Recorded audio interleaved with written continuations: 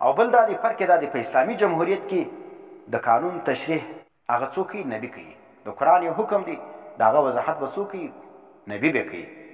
وانزلنا الیک الذکر لتبین للناس. ای نبي ته به وضاحت کوي په حدیث باندې. ګوره اقیموا الصلاة حکم نازل سلو نو قرآن کې د لمانځه طریقه نه ده موجوده چې دا رقم ولاړه ده، دا رقم ناسته ده، دا رقم تحیه ده. دا وضاحت چا ورته وکړي؟ نبي وکړي. نو د قانون او دغه حکم د الله د احکاماتو تشریح به څوک کوي؟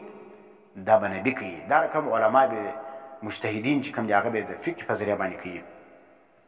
نو دا چې سلو د قانون تشریح چې کوم د هغه حق نبي او دا رقم مجتهدین او علما ولره موجود دي.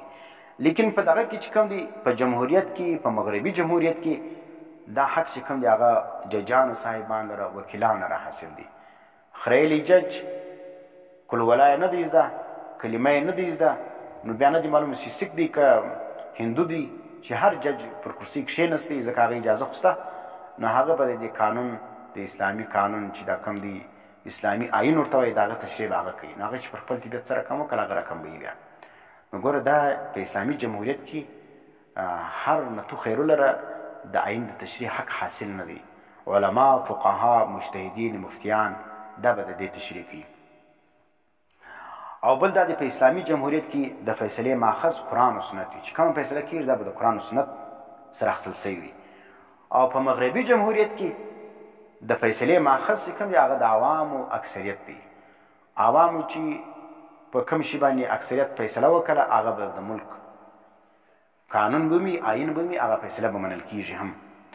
نو ګوره نو چې په کوم ملک کې دغه رقم طریقې جاري ولې چې په هغه کې د عوامو پر اکثریت باندې فیصله کېدله، دغه جمهوریت بیا اسلامي نه دی. دا او دا رقم په اسلامي جمهوریت کې قرآن و سنت چې کوم دی دا د الله د طرفه څخه پاس شده قانون دی. دا الله او رسول پاس کړی قانون چې دی قرآن و سنت دی. دا د دې د پاسېدو هېڅ ضرورت چاله نشته.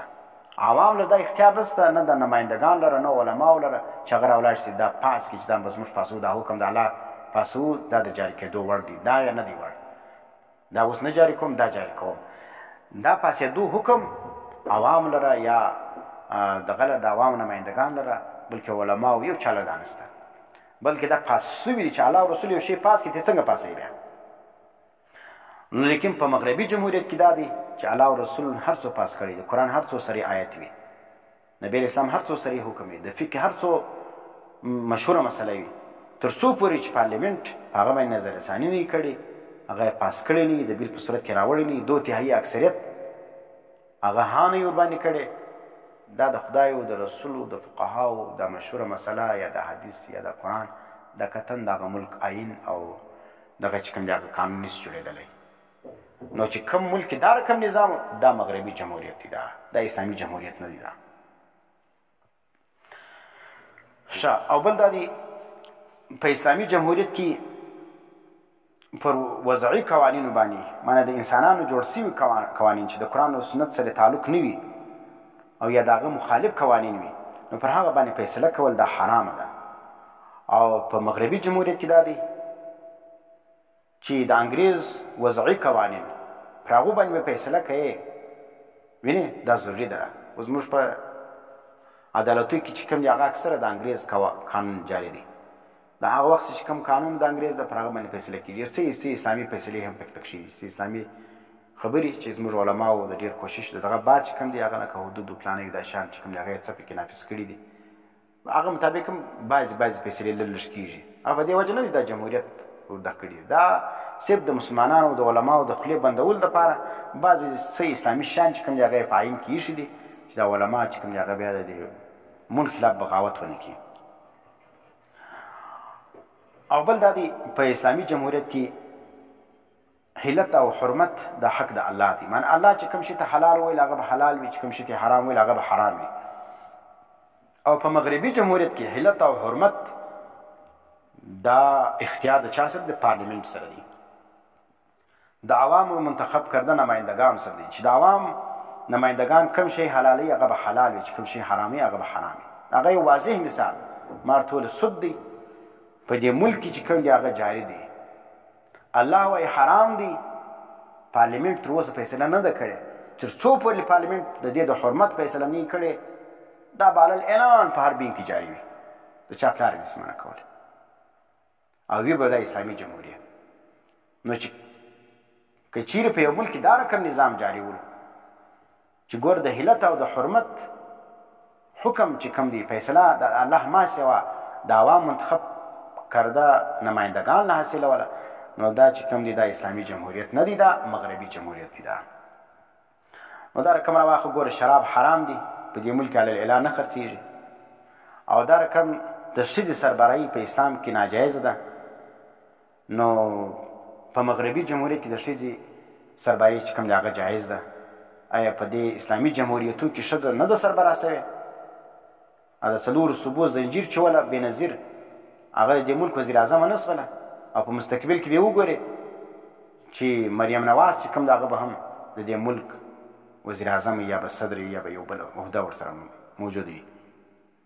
نو چې د یو ملک آئین او دغه چې کوم د قانون دې شي ته اجازه ورکوي چې الله یو شی حلال کړي دی حراموي، او الله یو شی حرام کړي دی حلالوي، نو که چیر دا رقم په یو ملک کې ولو دا بیا اسلامي جمهوریت نه دی، دا مغربي جمهوریت دی. دا د ښځې د پردې حکم دی په اسلامي جمهوریت کې دا دی ښځه به پرده کوي، لیکن په مغربي جمهوریت کې به ښځه پرده نه کوي، بلکې عالم به د ښځې سره بغیر پردې ملاویږي. دا عالم به د ښځې ته دا نه چې مخ پټ کړه، بلکې پر سر به لاس هم ورتېروي. نو که چیر دا رقم جمهوریت ولو نو دا مغربي جمهوریت دی، دا اسلامي جمهوریت نه دی. دا رقم ګانا دا بدلی دي سروزونه دي، دا په اسلامي جمهوریت کې دا حرام دي.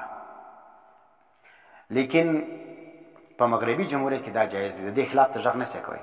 نو تاسو وګورئ په کوم ملکو کې چې مغربي جمهوریت هلته سروز علی الاعلان دغه دی چې کوم علما پر سټیج باندې ناست وي هغه دا جرأت نشي کولی چې دا ووایي چې دا سروز منع کړه. ښځې ته دا نه شي چې مخ پټ کړه، ښځې ته دا نه شي ویلی چې جلسې له مه راځه، بلکې عالم او ښځه او سروز دا به ګرده یو ځای سره شوي. که چا ډانس کوي هم به د عالم غږ نشي ورته کولی، که وکړي نو بس کیسه خراب. نو چې په کوم ملک کې دا رقم طرز جمهوریت وي چې نه د سروز خلاف غږ کوی سي، نه د پردې بې پردګۍ خلاف غږ کوی سي، بلکې به بې پردګي او دا رقم سروزونه به ته خپله ورسره اورې، نو په پوه چې دا اسلامي جمهوریت نه دی، دا مغربي جمهوریت. دا رقم جمهوریتونه دي زموږ پر علماو خلک نه تري، زموږ اکابر علمای دیوبند دا رقم جمهوریتو څخه بیزاره ولو. دا به انشاءالله بیا زه وخت پر وخت باندې زموږ د اکابرو دا اقوال او دا رقم د هغو فتاواوې ذکر کړم چې هغو د دا رقم جمهوریت مخالفت کړی دی چې دا رقم جمهوریت د اسلامي نه دی. دا جمهوریت چې کوم دی دا چې دا مغربي جمهوریت دی. دا په کومو جمهوریتو کې دا شان ما ذکر کړل، د اسلامي جمهوریت ما ورته ویلې اسلامي جمهوریت په نن سبا زمانه کې نسته.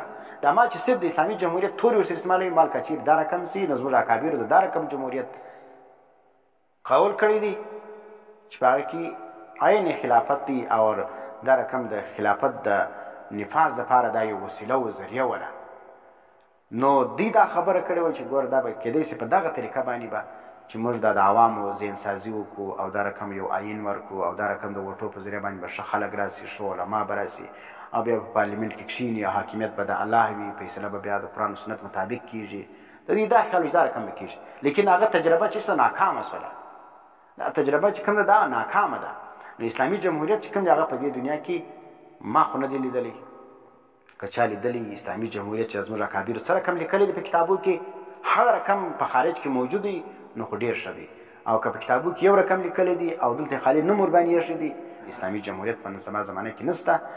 الله پاک دی اول علماو ته هدایت وکړي چې الله دا علما د دې جمهوریت څخه را متنفره کړي، او بیا دی الله پاک دی عوام ته هم دا هدایت وکړي چې الله پاک دا نظام د دې ملک څخه د دې نړۍ څخه دا پورته کړي، او جهاد فی سبیل الله چې کوم دی هغه قایم و دایم سي، او د جهاد په ذریعه باندې چې کوم دی الله او رسول اسلامي نظام او د اسلام جنډۍ سربلنده کړې وله، صحابه کرام و تابعینو تبع تابعینو د جهاد په ذریعه باندې چې کوم دی هغه د اسلام جنډۍ رپولې وله. او که چیرې دا جمهوریت داسې ښه طریقه وای نو بیا به صحابو و تابعینو تبع تابعینو نبي علیه السلام به د جهاد به پرېښی وای، د انتخاباتو په ذریعه باندې به یې کړی وای او د اسلام جنډۍ درولې وای.